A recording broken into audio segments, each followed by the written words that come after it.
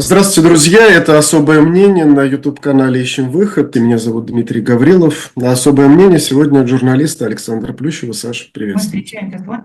Да, привет, привет. Так или иначе, это подведение итогов года, хотим мы того или нет. Вот что для тебя стало удивительным в 2024 году? Может быть, приятно удивило, неприятно поразило? Что ты почувствовал в этом году? Ты знаешь,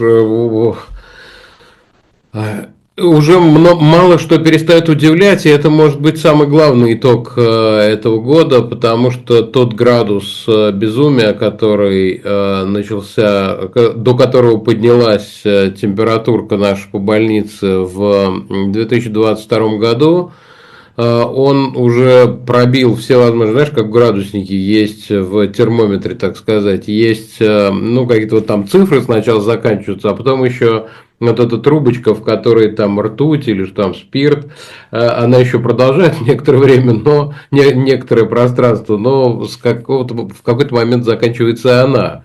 Вот, и у нас, мне кажется, уже все пробито, абсолютно все вот эти вот шкалы ртути и прочие жидкости, которыми мы мерили окружающую температуру и все прочее, вытекли давно. И никого ничего не удивляет. Вот ты сказал слово удивительно, оно, мне кажется, такое, да, такое редкое. Мы так говорим, боже, это так удивительно, или там так возмутительно. Сейчас новости живут там не больше одного дня, и поддержать интерес к какому-то событию, да, какой-то новости довольно сложно, что у других людей, ну, ты стараешься у них поддержать, что даже у себя. Вот новость перестает существовать очень быстро. Это прямое, как мне кажется, следствие того, что каждый день происходит такое, ну, там, не каждый день, ну, может, там, бывает и в день иногда по несколько раз, вот, ну, или там несколько раз в неделю или в месяц, происходит такое, чего раньше не происходило абсолютно никогда. И, ну, может быть, в каких-то видах там происходило, и какие-нибудь зануды меня поправят, но на самом деле ничего подобного иногда и в голову прийти не могло. А тут такое. Вот эта рутинность, вот эта повседневность ужаса, который происходит, вот это кажется мне главным итогом 2024 года. Если 2022 был годом шока, вот 2023, наверное, таким годом надежды, ну, когда от первого шока отправляешься, и когда как-то кажется, что все еще можно исправить, что, наверное, возможен какой-то быстрый перелом, ну, как быстрый, там, в течение второго года уже войны, то на третий год, понимаешь, даже самые отчаянные оптимисты, мне кажется, поняли, что все это, скорее всего, надолго, и все это может принести только довольно ужасные последствия, и все, что мы можем, это выживать, минимизировать эти последствия,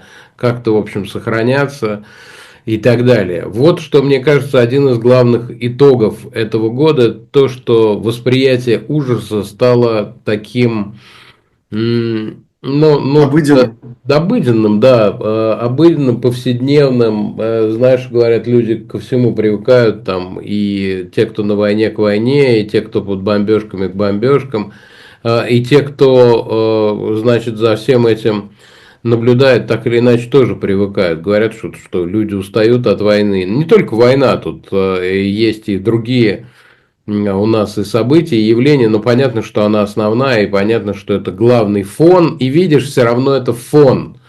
И вот это такое, то, что я бы Ну, а что для назвал. тебя вот стало таким ключевым, когда ты поворачиваешься, так смотришь? Это ж просто какой-то ахтунг, это же такого быть не может. Ну, понятно, что мы в своей профессии видели многое, читаем о многом, но как бы ты думаешь, так в прошлой жизни это бы вообще было такое событие, которое бы потрясло на долгие годы, а сейчас ты к этому относишься как, ну, Ну, все так, но ты мне знаешь, кажется, ты... это не в 24-м появилось, а скорее в 22-м, потому что тогда мы буквально захлебывались от э, вот этой череды событий. Сейчас все стало гораздо менее таким, может быть, острым и уже мало что удивляет. Ну, может быть, событие этого года, которое абсолютно из ряда вон, но с другой стороны, кто сейчас скажет, что оно было каким-то уж супер неожиданным и каким-то там, значит, непредсказуемым и так далее. Это, конечно, убийство Алексея Навального. То, что произошло в Харпе. Поскольку, ну, там история, как мне А для тебя кажется, это было неожиданным ну, событием? тут Ведь, нет, в вот принципе, когда он возвращался в Россию, ну, было очень тяжело это воспринимать, его возвращение в Россию, потому что, ну, понятно, к чему это может привести. нет, И не как бы это только. страшно говорить, но события-то ожидаемые. Это нельзя назвать неожиданно. Ну как, это, наверное, это неожиданно. Это в любом случае неожиданно, потому что ты этого не ждешь, не хочешь этого ждать. И все время эту мысль от себя отгоняешь. С одной стороны. С другой стороны, это нельзя назвать непредсказуемым. То есть это очень предсказуемое событие, но при этом всегда неожиданное, потому что ты создаешь какой-то, и мы, наверное, как социум, как общество, вот, неважно, каких мы взглядов придерживаемся, мы создаем какой-то такой немного защитный механизм, защитный колпак, когда вот мы, знаешь, не говорим о плохом, да, вот мы этот колпак вокруг себя создаем. Ну, так и было в этот раз. Это было абсолютно предсказуемое, к сожалению, событие. Вот, но с другой стороны, оно, конечно, прогремело как гром среди ясного неба, хотя эту грозу все предсказывали. Вот оно, может быть, еще и так остро воспринималось, потому что вот было вот это противоречие. Все знали, но это знаешь, как все надеялись, потому что когда ты в сотый раз смотришь один и тот же фильм, где главный герой погибает, а ты все равно надеешься, что он, может быть, часто доплывет, может быть, часто промахнуться, может быть, часто успеет, но никогда не успевает. Ну, вот это ощущение сродни, мне кажется, тому. А ты понял для себя, почему Навальный вернулся в Россию тогда? Вот для себя ты сформулировал? Ты знаешь, здесь, ну, есть такая оценка глубокая и философская, есть оценка очень прагматичная и даже циничная, я бы так сказал. Начну с последней. Прагматичная и циничная заключается в том, что, мне кажется, и Алексей Навальный недооценил. Недооценил Путина, недооценил ситуацию, недооценил, ну или там не предсказал для себя, да, не спрогнозировал развитие событий, кто тогда думал, что вот начнется такая война, да, такого плана. Когда уже, ну, и, то есть, если человек нападает на другую страну, будет ли он вообще думать о каких-то там издержках, в том смысле, что каким-то загадочным образом погибает главный оппозиционер? Да, конечно, нет, это для него уже не издержки. Это цинично и прагматично, и, как мне кажется, ну, объяснение циничное и прагматичное. Что касается глубокого и философского, ну, наверное, просто Алексей, как мне кажется, не мог иначе. Это можно понимать, можно не понимать, можно к этому как угодно относиться, но, знаете, как это не мог иначе. Я думаю, кстати, что ну, во-первых, мы уже видели просто от людей, которые не являются лидерами оппозиции, а часто даже не являются оппозиционерами, которые, уехав из страны, несмотря на опасность, вернулись. Для многих, кто уехал, не являясь оппозиционерами, все равно есть опасность возвращаться на родину. По разным причинам. Там, то ли из-за чего-то написанного в соцсетях, то ли вообще потому, что что-то долго был вне родины. И, так сказать, это подозрительно Да начинает вот даже раскапывать последний что-то случай находит. с врачом, известным кардиохирургом, который донатил ФБК, ну и забыл там отключить, и в результате человека посадили. Ну, жесткий и курс. этот пример тоже. Но я скорее о возвращении в Россию, да, что это, ну, люди даже понимают опасность возвращения, но все равно возвращаются, потому что по каким-то причинам не могут иначе. Эти причины могут быть самые разные, там, и материальные, и глубоко духовные, и какие-то родственные, и так далее. В общем, я думаю, что мы еще увидим много возвращений, там не в смысле, что все потянутся, а это будет не единичное явление, в том числе, которое, увы, закончится не совсем приятным образом. И я думаю, что Алексей просто не мог иначе. Вот. С одной стороны не прочитал, с другой не мог иначе. Какая вам версия больше нравится, такую и применяйте. А может быть, это симбиоз из двух.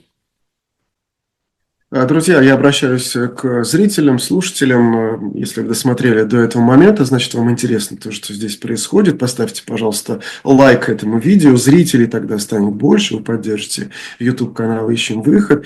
Я напоминаю, что он существует только на ваши пожертвования, только за счет вашей поддержки. Маленький лайк, большой вклад в развитие канала и даже небольшой донат – это супер достижение в поддержке. И только на ваши донаты выходят особые мнения, выходят авторские программы и Максима Кузахметова, и Сергея Цепляева, и Дмитрия Губина. Все подробности в описании к этой трансляции, к этому видео. И вы также можете увидеть QR-коды на экране, по которым можно перейти и перечислить деньги в любой валюте, даже криптовалюте это можно сделать. Ты уже привык к своей эмиграции, ты уже привык к тому городу, где ты живешь, ты привык к Вильнюсу. Можешь ли ты назвать это место своим домом сейчас?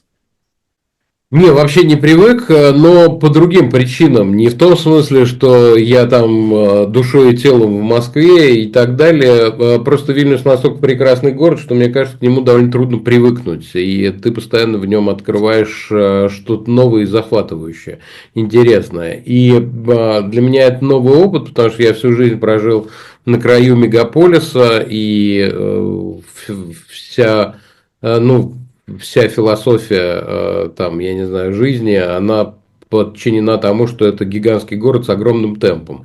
И для меня это большой новый опыт прожить в городе, темп которого в разы ниже, который в десяток, наверное, раз, в десятка полтора даже раз меньше, чем значит, Москва.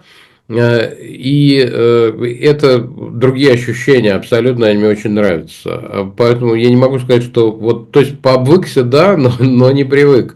Пообвыкся, это правда, и здесь очень удобно и комфортно и с психологической точки зрения, с какой бы то ни было. Там есть свои трудности, безусловно. Нельзя сказать, что это вот это как туристическая поездка или еще что-то. Но мне несколько легче, наверное, чем многим другим мигрантам. У меня не так остро стоит вопрос того, чтобы интегрироваться в местную жизнь, ну, потому что у меня есть собственная работа, я сам трудоустраиваю людей. И как бы это несколько облегчает. Но все остальные сферы, конечно, требуют некоторой работы над собой, что и приходится делать. Вот, а что касается там отрыва от родины или чего-то еще, я не знаю, мы круглосуточно работаем просто, я больше ничего не делаю, в общем. Я только работаю и изредка сплю, может быть, играю в бадминтон для того, чтобы чуть-чуть физически держать в форме себя. И все, больше ничего. Поэтому я здесь даже не знаю, что сказать по поводу, по поводу того, что там тоски какой-нибудь еще, честно говоря, просто некогда было над этим задуматься. Вот, поэтому я предпочитаю пока не задумываться, потому что боюсь, что если задумываюсь, то могу затасковать. Но работаем вот Ну, ты почти. представляешь свое возвращение в Смотря Россию? куда, смотря куда. Ну, вот Ну сейчас, и смотря в каких условиях, сейчас в да. Россию невозможно. Ну, это понятно, да. Какая-то Россия будет, в которую можно будет вернуться. Вот, ну, то есть я себе ее могу представить, потому что я жил в такой России, в которой, ну, я жил в России, значит, она была пригодна для моей жизни. Вот, но не знаю, возможно ли к такому состоянию, так сказать, откатиться или наоборот там его достичь. Не знаю, но надеюсь, что увидим на нашем веку. Сейчас очень много споров вызвал пост Андрея Лошака, наверняка ты его читал по Нет. итогам интервью с Шульман об уехавших и оставшихся. И, в принципе, Лошак согласен с Шульман, что уехавшие – это люди, которые должны понимать и показывать оставшимся, где норма. И говорить об этом, что, ребята, это же все, что у вас происходит, да, это просто пиздец. А, На твой взгляд, такая конфигурация, да, такая роль, которая отводится уехавшим, э, вот тебя ничего в этой конфигурации не смущает? Ну, во-первых, я не читал пост Лошака, и все, я знаю, что есть дискуссия, потому что все время откуда-то долетает, прилетает, люди искажают то, что было сказано, и, честно говоря, Ну, я, каждый понимает сам, да, по-своему, все, что я, сказала честно говоря, не Шульман, и думаю. написал Лошак. Я думаю, что она уже в Фейсбуке-то искажена, как бы, эта дискуссия. А уж вынося ее за пределы Фейсбука, мы ее извращаем до невозможности. Как я понимаю, все это вообще в отрыве от Лошака и даже Екатерины Мгм. Михайловны Шульман. Мне кажется, вообще никто никому ничего не должен. Абсолютно. Никто никому не отводит никакой роли. Я не очень понимаю, кто тебе или мне, или Екатерине Михайловне Шульман, или Лошаку, или доктору Волне, или еще массе других людей, которые уехали, может отвести какую-то роль. Они сами выбирают эту роль, так сказать, им выпал такой счастливый билет, или несчастный, я уж не знаю, вот, и сами определяют, как они будут жить.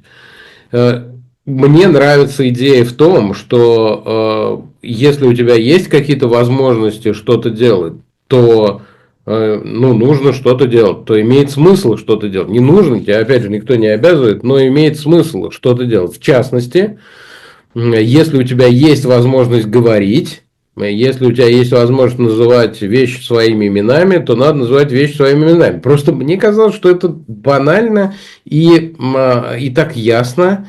И более того, наша жизнь, она этим объясняется буквально. Ну вот я уехал, потому что я не мог работать в России. Более того, я же остался, я уезжал-то из России в командировку, а не приехал, потому что закрыли «Эхо Москвы». Все, я понял, что моя работа закончена, и что работать так, как я работал, даже вне «Эхо Москвы», да, я не смогу. Я знаю, что некоторые коллеги там устроились в какие-то, значит, медиа, но я понимал, что я этого сделать не смогу, да и груз, так сказать, минувших заслуг, в кавычках, перед родным государством, он, конечно, просто так забыт не будет. Ну, и поэтому я уехал, вот. Это как раз именно то, ну, насчет там сохранения нормальности или как. То есть, сохранение тех возможностей, которые у меня были для осуществления работы, для того, чтобы вещи своими именами называть и так далее. Вот. Ущемляет ли это как-то тех, кто остался? Ну, думаю, что никак не ущемляет. И в какой-то мере, как мне кажется, те возможности, которых они лишены, ну, ими должны там, воспользоваться, их должны реализовать и, так сказать, поработать немножко за тех, кто остался, те, кто уехали, потому что у них возможности чуть побольше. Я не говорю, что сильно больше на самом деле, не то чтобы тут тоже, поскольку тут ты сталкиваешься с другими проблемами, тоже должен их решать, есть отторжение со стороны разных участников этого всего процесса и в виде там, недоверчивых людей в тех странах, в которых ты приехал, и там, какие-нибудь санкции, банковские системы и всего прочего. Конечно же, не стоит сбрасывать со счетов отношения со стороны украинцев или части украинского общества. Взаимоотношения с оставшимися соотечественниками, еще тебя преследует твое государство, естественно, это тоже не надо сбрасывать со счетов и всячески пытается тебя отрезать от родины. Вот они же, например, говорят, что ах, вы там живете на грантах или еще что-то, а сами лишают последних доходов вот на агентов на родине. Так на что им остается жить? Куда они побегут-то? Только за грантами или еще за чем-нибудь. Слава богу, не дают. Вот нам, у нас другая ситуация, нам не дают пропасть наши зрители и нас поддерживают. Спасибо им за это огромное.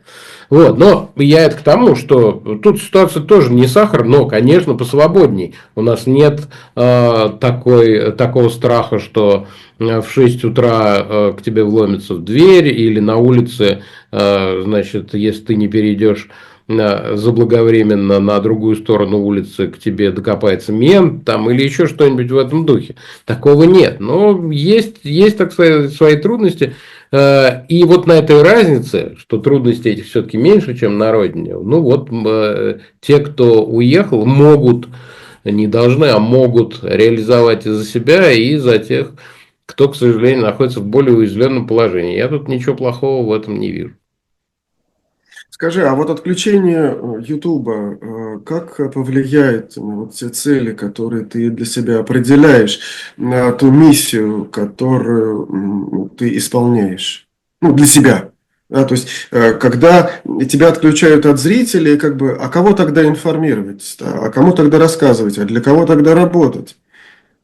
Ну, честно сказать, во-первых, пока не очень-то и удается отключить, прямо скажем, потому что, с одной стороны, не все так плохо, как мы себе представляем, когда читаем, что осталось там 20% трафика, значит, фактически YouTube отключен. Это не совсем так, мы просто по трафику разных каналов видим, что, ну, может быть, с общественно-политическими каналами, может быть, как-то ситуация получше. И вообще, там, ну, наверное, все равно у каждого четвертого еще или у каждого пятого все равно работает без средств обхода блокировок. Потом время от времени провайдеры сами отпускают, сами как-то манкируют. Поэтому я тут пока даже не готов констатировать, что YouTube блокирован полностью в России. Ну, подожди, у тебя снижения нет аудитории сейчас, вот за последние дни? Почти нет. Почти нет. Это все общественно-политические каналы отмечают, многие. Но другое дело, что это и так люди, выучившиеся пользоваться VPN-ами, а может быть снижение какое-то небольшое есть за счет тех, кто так и не освоил эту технологию или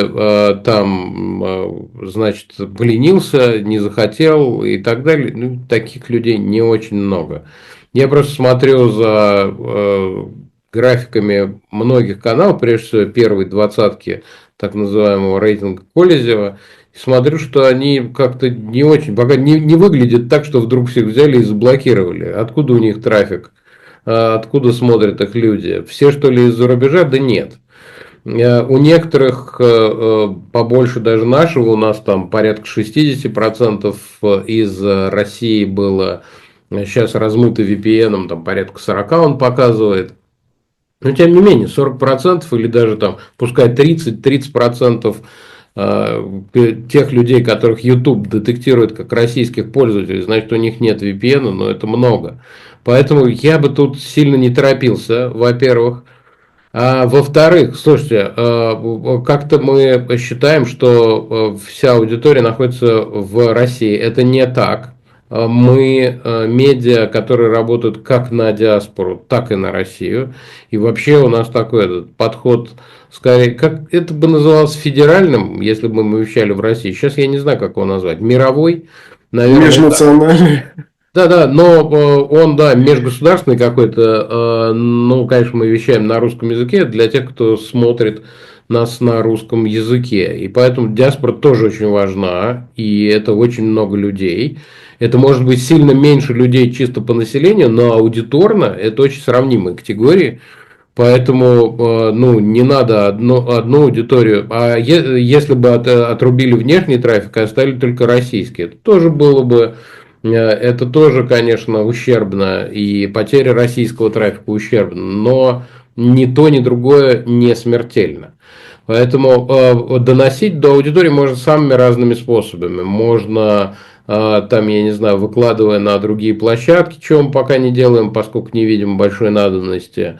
Можно, я думаю, что через диаспору можно доносить до людей, поскольку они будут общаться до последнего со своими родственниками там, и так далее. Я до какого-то пережатия этого канала очень-очень далеко, я надеюсь, во всяком случае.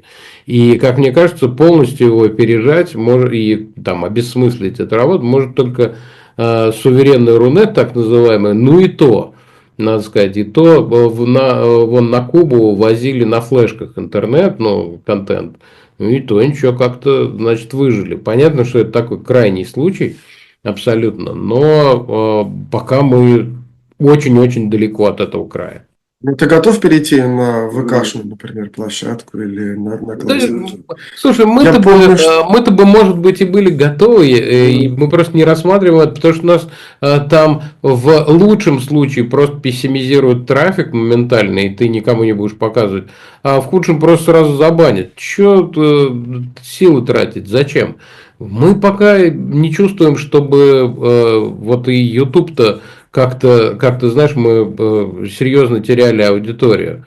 Да, это заставляет нас быть более изобретательными. Да, это заставляет нас постоянно, значит, кланяться и класть, ну, в смысле, не кланяться, прошу прощения, ну, кланяться, не знаю, тем людям, которые делают VPN, просить там бесплатно или еще что-то. Вот. И некоторые продают VPN, некоторые раздают, некоторые свои делают. У нас нет своего, но мы стараемся рекламировать коллег, у которых он есть и которым мы доверяем. Ну вот, и много очень тратить на вот это просвещение, продвижение средств обхода блокировок, потому что, как мне кажется, это такая удочка, а не рыба. То есть, если выложить на другие платформы свой контент выкладывать и там присылать на флешках или еще что-то, тоже неплохо на самом деле. Это, ну, такая доставка рыбы.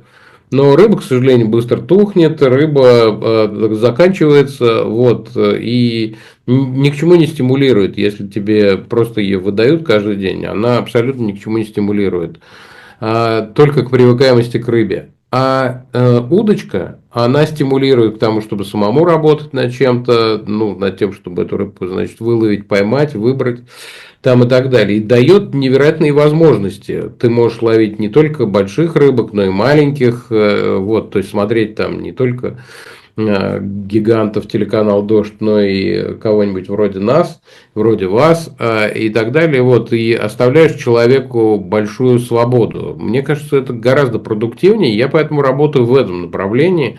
И пользуюсь любым эфиром, который у меня есть, в том числе и вашим. Я обращаюсь к тем, кто донатит тем компаниям, которые предоставляют VPN или работают над VPN, или покупают, люди, которые покупают VPN, пожалуйста, продолжайте это делать. И те, кто выделяет гранты на VPN и другие средства обхода и сервисы, которые помогают обходить блокировки, вот, чтобы они усилили работу на этом поприще, потому что вот это реально спасение. Спасение вовсе не выложить ролик в Телеграм. Спасение – это дать доступ людям ко всему заблокированному, что было заблокировано в России. Мы попросили слушателей задавать тебе вопросы в нашем Телеграм-канале. Ну, Юлия в Телеграм-канале нашем прислала тебе пожелания. С первого дня с каналом ТБС. Спасибо Александру за профессиональную работу и поддержку в это трудное время. И спасибо всей команде ТБС.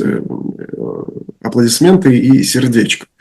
Спасибо большое, спасибо, дорогая Юля, спасибо всем, кто ценит нашу работу. Действительно, ну, хотя я вот фронтирую в данном случае, конечно, ТБС это уже довольно большой коллектив, ну, по моим меркам большой, конечно, несравнимый там с «Эхом Москвы», где я работал, но по моим меркам уже большой. У меня все, что больше 3 людей, все большой. И часто это люди очень известные, уникальные. Я ужасно благодарен. У нас в этом году к нам присоединились в качестве ведущих Ольга Романова, и Юлия Панкратова, и Маргарита Лютова. Я им ужасно признателен за то, что они доверяют. И вместе с нами во всем этом сумасшествии, значит, продолжают находиться, купаться и тоже обмениваться энергией с нашими зрителями. Это очень, очень здорово. И, надеюсь, продолжим в 2025. А почему ты изменил название канала с Плющева на Breakfast Show? Ну, вот как раз потому, что я сказал. Мне кажется, что очевидно, что это перестало быть исключительно моим каналом, и мне не очень нравится, честно говоря, когда это воспринимается как мой канал. Ну, это уже не личный блог. Или редакция не несет ответственности за позицию авторов. Ты решил дистанцироваться от своих авторов. Не то чтобы дистанцироваться, хотя я даже часто не успеваю следить за всем контентом, который у нас уже выходит, так его, по моим, опять же, меркам много. Но потому что как раз, что у меня-то, извините, это такая проза, производственная проза, что у меня некоторая проблема делегирования. Ты видишь, что сделано здорово, что сделано хорошо, что делает очень классный автор, а воспринимают, поскольку это мой канал, воспринимали его хуже, чем могли бы. И поэтому, мне кажется, вот в этом направлении уже, ну, все-таки там через год практически, да, как мы сменили название и вообще поменяли немножечко имидж, вот, мне кажется, что и восприятие стало получше. Этот процесс не быстрый, но мы идем этим путем. Мне вчера просто мой здешний друг литовский сказал, что, ну, ты знаешь, а если бы их воспринимали лучше, чем тебя, тебе было бы обидно. Вообще не обидно, абсолютно, и слава богу, вот я к этому стремлюсь, очень хочется все-таки как-то иметь чуть больше выходных, заняться чем-то кроме бадминтона и работы, вот как поднять голову, может быть, там, я не знаю, поехать куда-то, отдохнуть и все такое. Я бы с удовольствием вообще. Поэтому все силы брошены на то, чтобы вам самых хороших, самых замечательных ведущих и самых замечательных авторов, из тех, которые у нас вообще есть в доступности, чтобы они были с вами, разговаривали, для вас работали, и вам нравились, и вы их любили. Вот, а я чуть-чуть это самое посплю в уголочек. Друзья, я обращаюсь к зрителям.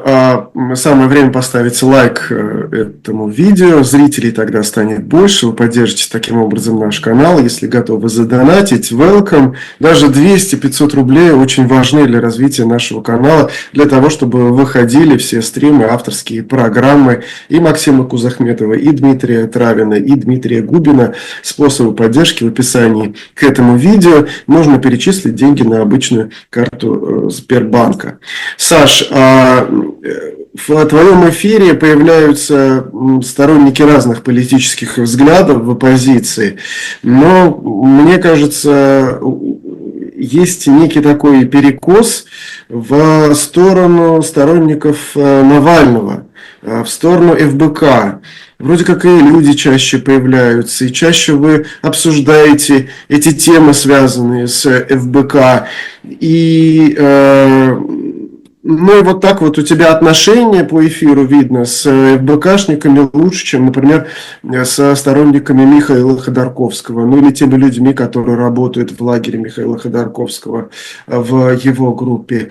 И ты не отвечал, по-моему, на этот вопрос, но я тебя очень прошу ответить, прокомментировать эту историю, когда Сота выложила статью с тем, что у тебя в твоей компании руководители, ну, такой директорат, да, административные люди, которые управляют административной частью, те же самые люди, что и у сторонников Навального этим занимаются. Давайте по порядку. Ну, я не знаю, у меня постоянная такая история, что, видимо, ты, Дим, сторонник Михаила Ходорковского, судя по всему. Вот, или Максима Каца, я не знаю, потому что история такая, значит, когда приходят сторонники Максима Каца, говорят, ой, вы же ФБКшники, да, ну вот это большой ФБК, вот это вот все, вы же в их ареале, вот это находитесь, и люди чаще приходят, и все такое. Когда у меня последний раз кто-нибудь из ФБК был, я хотел бы вспомнить вообще. Ну вот, с тех пор, как мы в эфире в апреле этого года, значит, жестко разговаривали с Марией Певчих в эфире.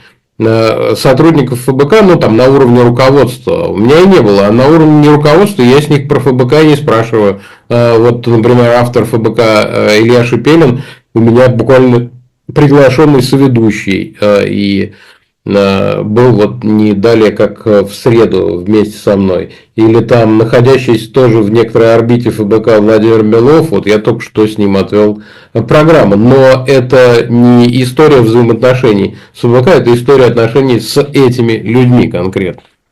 Значит, в ФБК, наоборот, меня считают агентом Каца, Ходорковского и все прочее. Кому Ходорковский дал интервью после истории с Незвингейтом? А это ведь неспроста. Это не просто так он пошел к Плющу-то, а? Значит, ну, правда, это прям очень смешно и забавно наблюдать. Ну, и Борис Зимин у тебя был, это интервью, которое, не знаю, набрало сколько, просто гигантское количество просмотров, где он говорил... Да, Борис, спасибо тебе, что помогаешь, значит, с аргументацией. Вот, Борис Зимин тоже не сказать, чтобы такое про ФБКшное интервью. Ко мне не ходит Мария Певчих после известного разговора, не ходит и Леонид Волков в эфиры. Ну, Иван Жданов, не знаю, честно говоря, в последнее время и сам не обращался к нему. Вот, так что я не знаю просто, как можно таким образом трактовать, что, значит, у меня перекос в сторону ФБК. Мы никогда, и я никогда не стремился к какой-то равноудаленности, не высчитывал и не буду никогда высчитывать какое-нибудь время, которое я уделяю там разным людям. Если человек актуален, он будет у меня сегодня, завтра, послезавтра, если он нужен нашим радиослушателям, в смысле зрителям, извините, значит, и ну, есть спрос, есть вопросы и есть потребность в этом. А если не будет актуален, то и не будет. Ну, некоторые люди не ходят к нам, да, это бывает. Ну, вот. Максим Кац, например, не ходит, потому что мы рано в эфире, а я не хочу его отдельно записывать, а хотел бы с ним поговорить в прямом эфире. Вот, ну и так далее. Короче говоря, Михаил Ходорковский крайне редко, в принципе, дает интервью. Если бы вы знали, сколько раз я обращаюсь к представителям того или иного, значит, политика или деятеля, в том числе и Михаила Ходорковского, и сколько из этих раз они соглашаются, вы бы сильно удивились, например. Ну, это все еще такая достаточно ситуативная штука. Теперь по компании. Ну, если прочитаете расследование так называемого медиасота, то вы так и не поймете. Ну, я сотни раз спрашивал. На самом деле, я комментировал, конечно, в стримах я говорил. И так меня спрашивали, по-моему, Грома спрашивали. В общем, дофига я уже разговаривал на эту тему. Да, извини, я просто не отследил. Не, ничего страшного. Да это такая еще тема, следить за которой себя не уважать. Короче, значит, просто в этом так называемом расследовании, так называемого медиа, так называемая сота, плохо проведена работа. В том плане, мы связываем эту компанию с Плющевым, потому что там, значит, вот там они какие-то картинки пришпиливают, там еще что-то, там один и тот, у тех гендиректор там, или бухгалтер, кто там, и у тех тот же. Простите, пожалуйста, я там как фигурирую? Ну, написано где-то, что я что-то там делаю, еще что-то. Ну, блин, просто это плохо проведенная журналистская работа. Ну, это же твоя компания. Понятно, что там бухгалтер может быть кем угодно, но все равно это компания, в которой ты работаешь. В каком смысле? Там где написано, что я работаю в этой компании? Вы о чем вообще? Пойдите сначала сделайте работу нормально, потом давайте поговорим. Ну, херь какая-то, ей-богу. Если там компании, которые учреждались в ФБК, у них там какая-то большая там сетка получается, там и все такое, они сами не поняли, что они нашли на самом деле. Вот, и до сих пор не понимают и не поймут. И черт бы с ними. Я никому не собираюсь не облегчать их журналистскую или там расследовательскую работу. Саш, извини, пожалуйста, но просто Никому не чтобы собираюсь запутаться. Да, Антидот Медиа – это же компания, которая ассоциируется с тобой. Я не знаю о степени твоего участия, да, но это же Антидот Медиа, вот тот бухгалтер, директор. Да, я знаю, что это духовный отец Сосковец. Вот. Ну, ей-богу, правда. Мы все находимся в условиях эмиграции. За нами крайне пристально следят со всех сторон. Со стороны следственных органов России, со стороны органов безопасности тех стран, где мы находимся.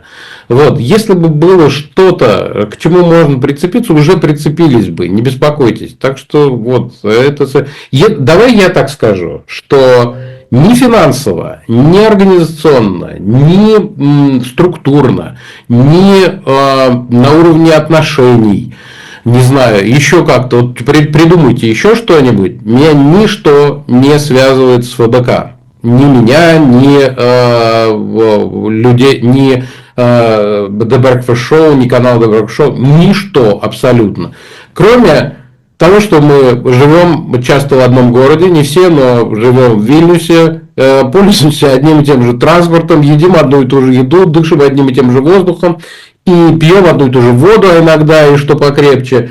И, может быть, у кого-то какие-то человеческие отношения. Я с Димой Низовцем играл в бадминтон совместно. Я, значит, с Ильей Шепелиным соведу программы и так далее. Вот такого плана. Это вся моя связь с ФБК. Больше у меня никаких связей с ФБК нет. Все. Саша, еще один достаточно острый вопрос. Я его уже тебе задавал в нашем интервью, которое вышло 2 года назад, по поводу работы твоей супруги на Первом канале. Ты тогда адресовал вопрос ей и сказал, ну а что, я работаю вот на этом канале, там работал на «Эхо Москвы», моя супруга, вот и все вопросы к ней.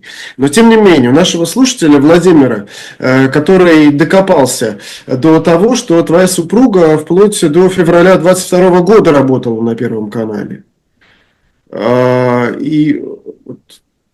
И как бы в твоей семье это не обсуждалось, а как на пропагандистском канале, когда уже и распятые мальчики, и все это было, она продолжала работать. Причем, по-моему, в информационной редакции даже, если я не ошибаюсь. Все так. Если не ошибается наш слушатель. Я тут ничего не могу добавить к своему какому прошлогоднему высказыванию или какому-то. Вот, но если вы полагаете, что значит в семье я разговариваю примерно так же, как общаюсь в интервью или в эфире, что у меня все это там продолжается и в семье, и так далее, что я, значит, это самое выясняю внутри семьи, кто каких взглядов или даже не взглядов, а кто почему что-то делает или не делает, то это нет. Я не знаю, разочаровывает вас, это может быть вы какой-то другой там образ себе нарисовали, то нет. Вот, я никогда не буду, скажем, условно говоря, портить отношения там с дочерью или с родственниками или с женой или еще что-то из-за того, что кто-то там работает не там. Возможно, у вас устроено по-другому, окей. Но так как бы я не навязываю вам свой стиль и не говорю, что вам делать, с кем вам общаться или с кем вам не общаться, кому что там делать и так далее. Вот. Вы видите мою работу. Она вся перед вами. Вы видите мои, значит, взгляды, последовательные, непоследовательные и так далее. Вы видите мою позицию. Вы видите то, что я делаю. Я не знаю, как поступаю и так далее. Оно все перед вами. Чем вы отличаетесь от Путина, если вы лезете внутрь моей семьи? Ну, Путин вот залезает внутрь семей, он смотрит, кто с кем спит, и разрешает аборты или запрещает однополые отношения, вечеринки голые и не голые. Ну, собственно говоря, в чем ваше отличие тогда? Это по открытой политической позиции, по тому, что думают люди, где они работают, как поступают и так далее. Я прошу вас обращаться к тем людям, кому это адресовано. Потому что не только, так сказать, с супругой, и с меня спрашивают за Венедиктова. Почему с меня спрашивают за Венедиктова? У вас ко мне, так сказать, есть вопросы какие-нибудь или нет? Вот с Венедиктова спрашивают за Венедиктова. Венедиктов с тобой не расписан, он с тобой не живет. Сейчас, ну, это как раз более объясним, но я у него работал, в конце концов. Ну, вот, значит, за Майкла Наки почему-то у меня спрашивают, и еще что-то. Все, так сказать, самостоятельные взрослые люди. Спросите у них. Ну подожди, вот, например, у тебя друг, который работает на Russia Today и говорит, что детей, там, оппозиционеров, по-моему, нужно топить в фонтанке. По-моему, эта фраза была у Красовского. Ну, ты разве не объяснишься с ним? Чувак, ты вообще... Что у тебя, как? Как в жизни? Anyway, это не твое дело, Дим. Ну, согласись, что это не твое дело. Объяснюсь я с кем-нибудь или нет.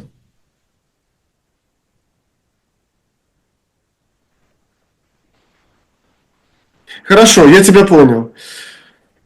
Друзья, самое время поставить лайк этому видео, зрителей тогда станет больше. Таким образом вы поддержите наш канал. Если захотите донатом поддержать, welcome в описании к этому видео. Там все способы поддержки, как можно перечислить деньги сразу. Можно даже на карточку российского банка.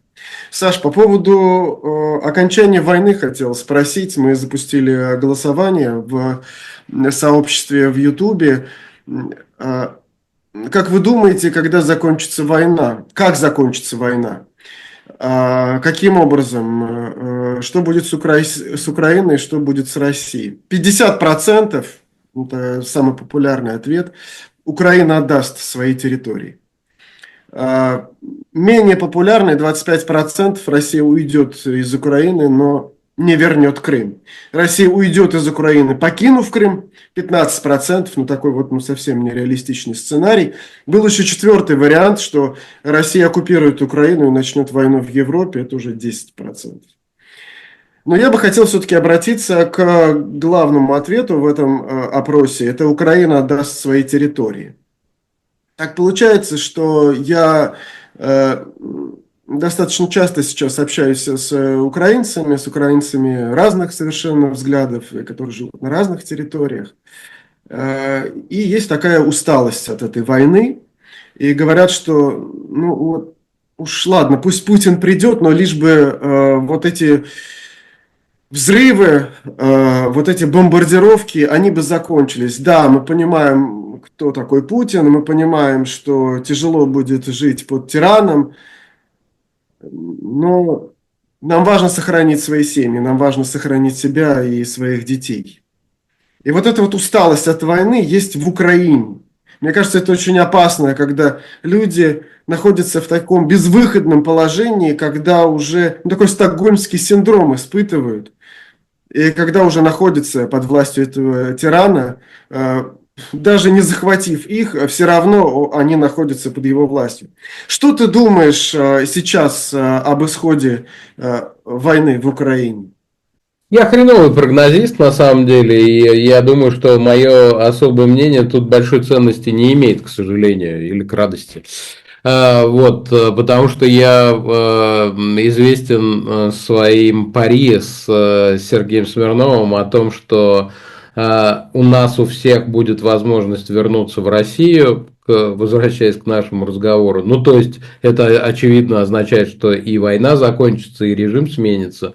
Ну вот, у нас у всех у уехавших будет возможность вернуться в Россию до 31 декабря 2025 года. Очевидно, что прогноз этот крайне мало реалистичен сейчас. Ну, это даже не столько прогноз, сколько пари. Что еще хуже, поскольку я проиграю материальные ценности. Вот, но я думаю, что... А на что вы спорили, кстати?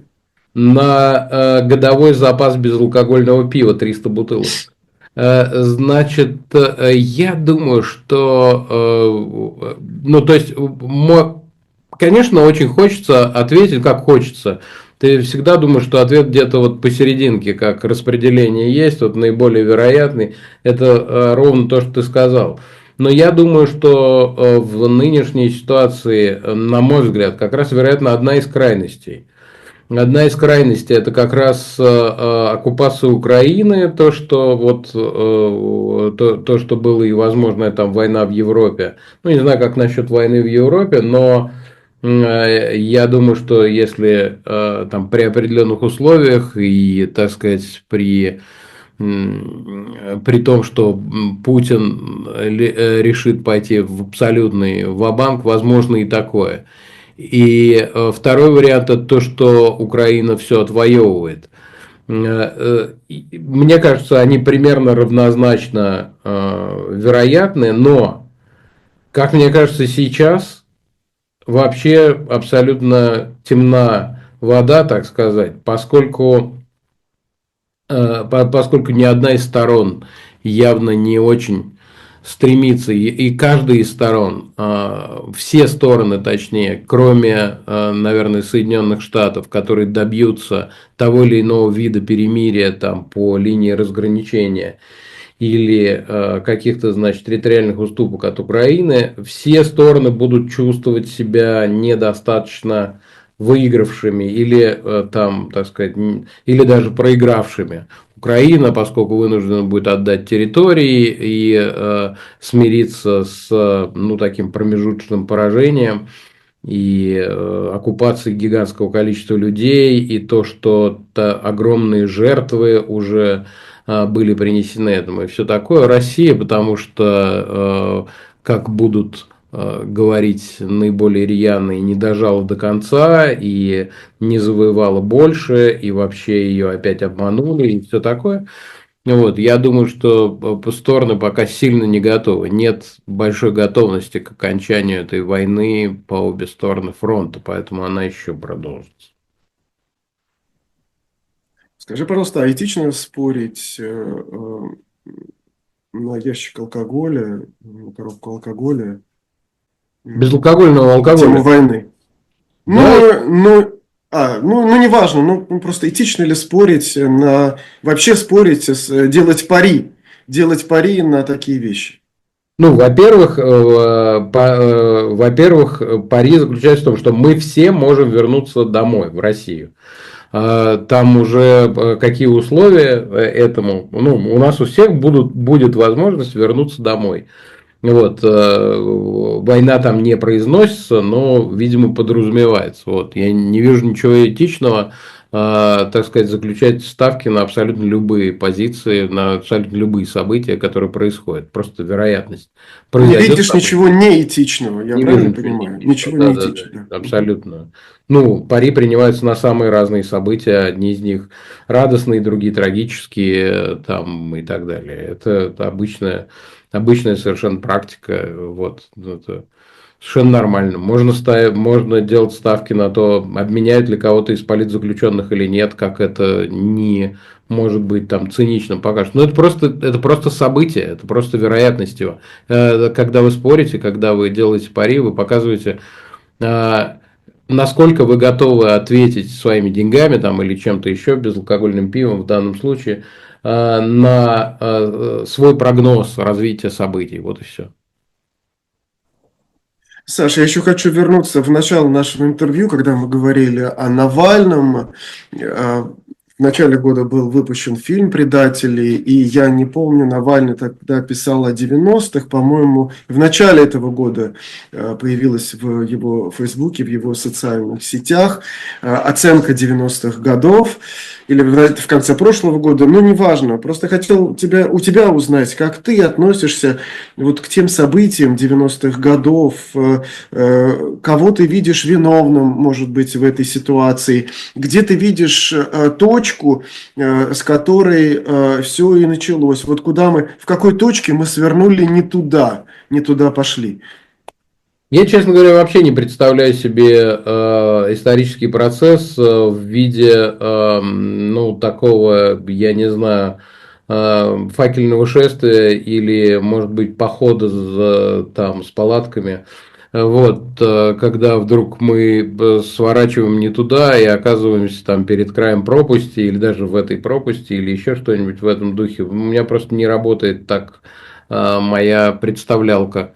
Я думаю, что ну, исторический процесс, масса всяких разных развилок, возможностей и так далее. Движение там не только в плоскости осуществляется с разной скоростью, разным временем там, и так далее, разным течением времени и так далее. Это очень сложный процесс, и представлять его таким образом, что мы в какой-то точке вдруг повернули не туда, и с тех пор вот от этого все наши беды, это очень упрощать, я бы даже сказал, примитивизировать, примитивизировать, ну, в общем, короче, делать И- примитивным вот, да. этот процесс и, наверное, сильно его искажать из-за этого.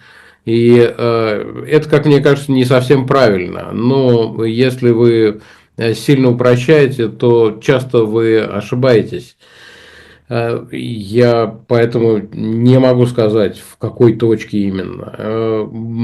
Вот, например, Андрей Козырев, первый министр иностранных дел, мне в интервью сказал, что до самого начала все пошло не так и не туда по разным причинам, но там называет и что Ельцин не избавился от КГБ, там, ну и все такое. Можно и так считать, но другое дело, что были ли возможности там, поправить ситуацию. Мне кажется, что были, и их было довольно много, и последние из них были не так уж и давно. Вот.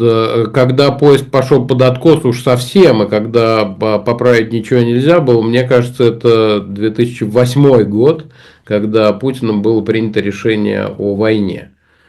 А вот до этого все можно было поправить, и в том числе и Ты люди. имеешь в виду войну где? В С Грузии, в Грузией? Грузии, в Грузии, конечно. Вот.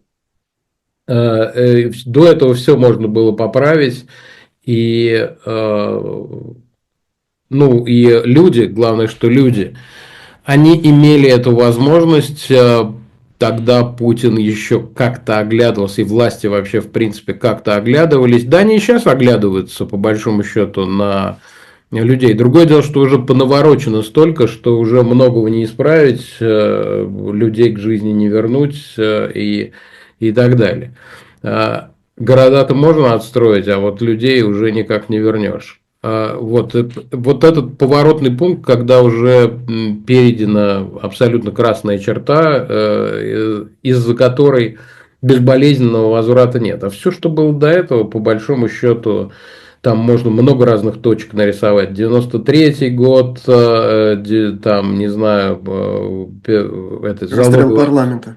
да, залоговые Залог аукционы аукцион. или, я не знаю, 96-й год и так далее. Вот пока все это является там твоими внутренними делами и проблемами, даже если это там что-то близкое к гражданской войне или если это внутренний конфликт.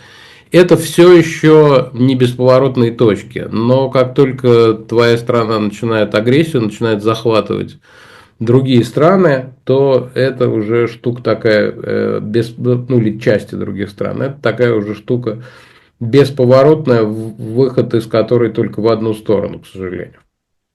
На твой взгляд, сейчас нужно проводить такую инвентаризацию, оценивать роли тех или иных людей,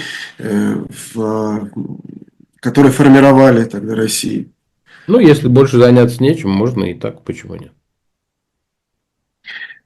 У меня завершающий вопрос. Скажи, а как ты думаешь, ну вот что бы ты хотел, как ты думаешь, ситуация будет развиваться, когда, ну вот в твоей личной жизни, в жизни вокруг тебя, когда, я не знаю, ты там засыпаешь вечером, да, или после своих эфиров думаешь, а, вот ты к чему готовишься? Не, вообще ни к чему не готовлюсь. Готовлюсь к завтрашнему эфиру всегда. Вот сейчас мы с тобой расстанемся. и я пойду готовить эфир. Я постоянно нахожусь в этом состоянии. Единственное, вот меня выручает, когда мои коллеги Максим Поляков и Саша Филипенко теперь делают Breakfast Show Weekend, и по понедельникам я занимаюсь другими делами, другие эфирные и там внеэфирные вещи делаю. Но по меньшей мере это значит освобождает меня от постоянного ежедневного колеса, которым, конечно же, является The Breakfast Show. Мы его стараемся делать на очень высоком уровне. И это самое, знаешь, не то, что сделать программу-то ладно, это полбеды. Можно сделать, ты сделай то, чтобы она каждый день такая была. Вот это вот самое. И то, что что-то такое выдающееся, каждый раз прыгание выше головы превращается в рутину, это самая такая тяжелая штука. Ну вот, и поэтому я просто исходя из работы своей, из того, так сказать, пути, которым иду, я даже не ставлю никаких особо целей и ни к чему особо не готовлюсь, кроме как непосредственно к следующей работе, к следующему этапу. Его выполнить, а уж потом дальше посмотрим. Это напоминает несколько вот белку в колесе, которая крутится, в общем, весьма бессмысленно и бесполезно. Но, с другой стороны, я осознаю, что я ничем особо другим заняться не могу и не умею и не хочу. Это вроде бы получается. Ну и какие-то люди иногда благодарят, говорят, что у них там кукуху их спасали, или еще самое частое, или еще что-то. Ну, значит, все вроде как не бесполезно, все вроде как-то замечательно. Поэтому тут ничего не могу сказать. Я, честно сказать, ни к чему не готовлюсь, просто делаем каждый день то дело, которое можем. Это было особое мнение журналиста Александра Плющева. Саш, спасибо тебе за Breakfast Show, за твою работу. И отдельное спасибо за твою откровенность в этом интервью. Спасибо вам. Да. Счастливо, удачи. Пока.